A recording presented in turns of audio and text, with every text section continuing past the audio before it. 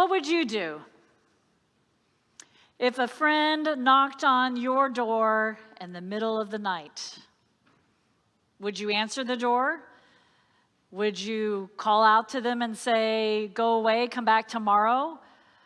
Would you, if you have a doorbell camera, look at them and maybe speak to them through a microphone?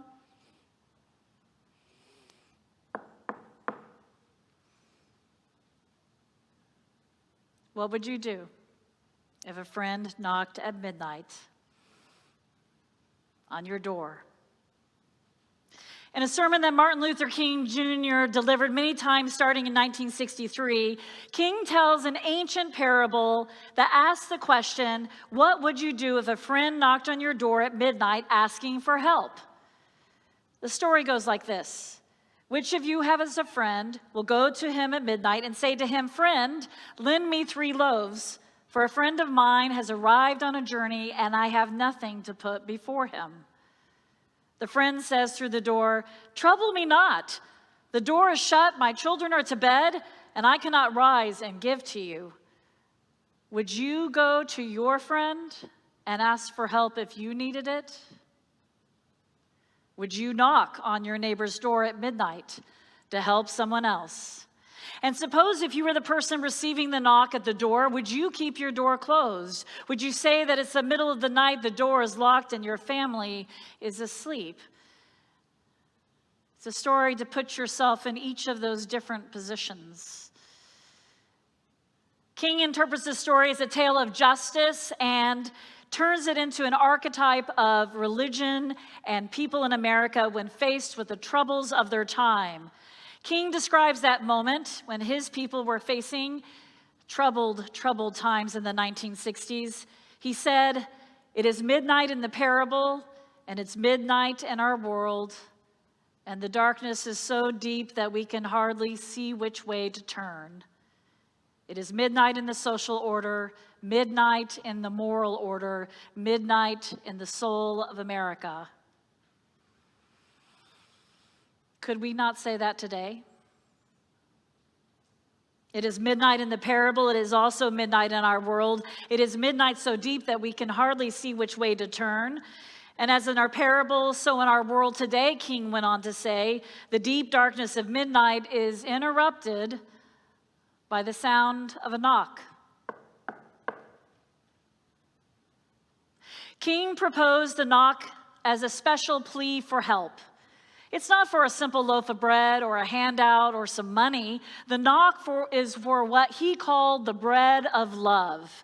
Love for one another, love for other human beings, love that people know that they matter in this world that's growing in personal and through divisiveness where people are pushing one another away. This is a love that is about the human flourishing for every person. The knock comes from those seeking help, the oppressed, the hungry, the fearful. It comes from grown adults, youth, children, your friends, your colleagues. As fear is building up and people are not certain what to do in this moment, how do we respond?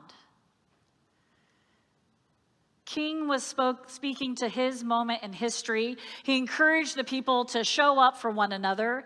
And instead of keeping your door closed and keeping your heart closed, he asked his listeners to answer the calls for help and to answer with the bread of love. Over a decade ago, back in 2013, I went to dinner with some colleagues as our custom. Many of the faculty would gather about once a week at Meadville Lombard Theological School, where I also teach. And my friend Mark, maybe some of you remember him, Dr. Mark Hicks. He's visited this congregation over the years. Mark Hicks was there, and he was telling me about the plans to commemorate the 50th anniversary of the March for Jobs and Freedom on an upcoming Saturday. This is back in 2013. But organizers were planning also for more than just an anniversary, just a commemoration. They also wanted this gathering to be a new march for jobs, a new march for jobs and freedom, for LGBT rights they wanted to hold up. They wanted to hold up a fight against the new Jim Crow law system that was developing in our country. They wanted a march for justice, a march that protested an overturning of a portion of the Civil Rights Voting Act.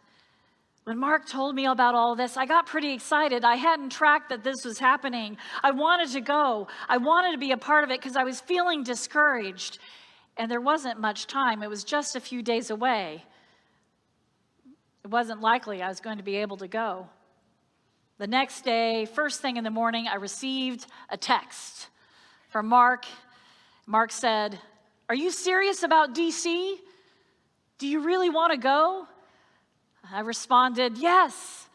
But I was just starting out as a new faculty member. I was worried about money, so I also said, "How much are the plane tickets?" Before I knew it, Mark had made all the arrangements. He used miles and bought our tickets, arranged with a friend to crash on their couch, and before I knew it, in a few days, I was there for the 50th anniversary for the March for Justice, Jobs, and Freedom. Many of us recognize the 1963 March on Washington, or at least by its most famous speech by Martin Luther King Jr., who gave his "I Have a Dream" speech there. It was much more than King's inspirational vision that he spun from his text and then from his heart when Mahalia Jackson leaned over and encouraged him to tell him about the dream, Martin. Tell him about the dream. But I think we sometimes forget in all of that wonderful words of that speech that it was just one part of that amazing day. It was a culmination of 6 hours of speeches, music, singing, politicians, and other leaders speaking out on a variety of topics that brought the masses to the National Mall that day. King didn't even put the march together. It was the work of a 74-year-old trade unionist, Phil Randolph, and activist and socialist Bayard Rustin, and countless others, many who were women, who mobilized their churches, their trade unions, their civil rights groups to go to Washington. It was an amazing feat. And the wonder of it all, and I think sometimes we lose that, the wonder of it all is that they did show up. 250,000 people on the National Mall, out there in the August heat and the sun, showing up for a different way, showing up together, showing up, people gathering to support a broad agenda that brought together groups that had not worked together before. Now, for Randolph and many of the others, the march was about more than racial justice and freedom. It was linked closely to the struggle for economic and social justice. This is a part I think we sometimes forget. Or as Phil Randolph believed, we are the advanced guard, he said, we are the advanced guard of a massive moral revolution for jobs and freedom. The activists in the 1960s understood a broader definition of justice, one that wasn't just economic. It's a definition that resonates with the work of Harvard political philosopher Daniel Allen, who says that justice is organizing society so that everyone can flourish as human beings. Justice is organizing society so that every human being can flourish. And also what was surprising about that march is the coming together of the multiple groups and agendas despite massive tensions and different understandings of the right way forward, which was ultimately successful. People were motivated for a variety of reasons, and in each case, they decided to keep their hearts open despite their fear, despite their misgivings, despite their worry. They talked to their friends, they talked to their neighbors, they figured out what was important to them, and they got them interested and connected and committed, and they showed up. Classic community organizing. They brought people together, people who even disagreed about the right way forward to do something magnificent. Magnificent, to show up for justice, to have their voices heard. The march was successful because the people came. Historian William Jones describes the crowd that day. So many people traveled hundreds or even thousands of miles, most missing a day or more of work. And for many of us, that can have a big impact on your income. Missing a day or more of work, all but a few paying their own way to be in Washington that day in 1960s. Some were students or full-time activists, but the vast majority consisted of auto workers, meat packers, letter carriers, domestic workers, teachers, sharecroppers, people making big sacrifices to speak out for justice in that moment. Aside from their membership for some of them in their unions and civil rights organizations, most of them had little to no experience in protest. This was the first time for many of the participants, most of the participants for that march on Washington. And many of them, because of the Jim Crow laws of the day, had no place to sleep as they traveled north, couldn't find a place to buy a cup of coffee as they traveled north, and had trouble finding restrooms and restaurants to serve them as they came up from the south for the march. This was with great sacrifice. So the often overlooked history of the march is the people who showed up. And I think that's why I marched that hot August day for the anniversary. I was there about the LGBTQ, what we also say now, IA rights. I was there for justice and freedom. I was there for racial justice. I was there about jobs. And I was there to connect myself to something larger because I was feeling discouraged in that moment. I was feeling discouraged. And maybe some of you are too. We are all hungry for the bread of love. I think so, at least. Are you hungry for the bread of love? Yeah. Starving, I hear in the back, yeah. Starving. It's a bread that must be shared, and it's inherently a bread of justice and freedom and human flourishing. And truth be told, there are mistakes to be made along the way. Maybe our bread will be half-baked at times. Maybe it'll be a little lopsided. But showing up and trying again, even through the missed opportunities, even through the failed efforts, even through sometimes it will be uncomfortable or even painful, that's how justice pushes into new places and new being. In moments like this, it's more than just the big marches, it's all the little things that we do. They do make a difference. And as our reading this morning reminded us, that individualism isn't what it's about. A story in times when I'm feeling discouraged, besides acting as I did on that August day, back in 2013 and joining myself with a group of people going to Washington, is a story from Rachel Naomi Raymond, her fabulous book, Kitchen Table Wisdom. I still recommend it after all these years. There's so many stories that touch my heart. And one of them is about her mother's 80th birthday. Rachel, 2 days before her mother's 80th birthday, she asked her mom how she wanted to spend the day. Her mother said, "I want to climb to the top of the Statue of Liberty." Rachel asked, "Is there an elevator?"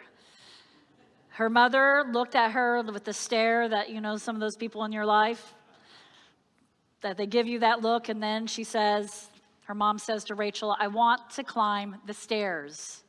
This is back before 9/11 when you still could climb the stairs of the Statue of Liberty. Rachel's mother had lived in New York City for almost all of her 80 years, but she had never climbed the Statue of Liberty. She clearly remembered her first view of Lady Liberty coming into the harbor as a small child from Russia when she was 5 years old. So this ask had a lot of meaning for her. She may be 80, but she finally wanted to climb Lady Liberty all the way to the top. This symbol of freedom that had meant so much to her life. So Rachel began making plans because her mother had a severe heart condition, and there were 342 steps to the top. But undaunted, Rachel realized that her mother could do it if they would do 3 or 4 steps at a time and take a break, resting in between. She told herself, we'll take our nitroglycerin for my mom, and we'll simply allow for all day. So she proposed the plan to her mom, and her mom said yes. Rachel describes that special day, climbing to the top of the Statue of Liberty. She writes, during the 6-hour ascent, I had many misgivings. How I had gotten myself into this crazy thing, climbing the Statue of Liberty with an 80-year-old woman with severe heart disease. But it was her wish, and so we continued a few steps at a time. She may have angina, but she also had an iron will. I think half of New York must have passed us on the stairs that day. And then finally, unbelievably, the last 3 or 4 steps appeared above them. As we stood there taking what must have been our 300th time out, Rachel writes, my mother eyed those last steps between her and her goal with resentment. Why couldn't these last steps be first?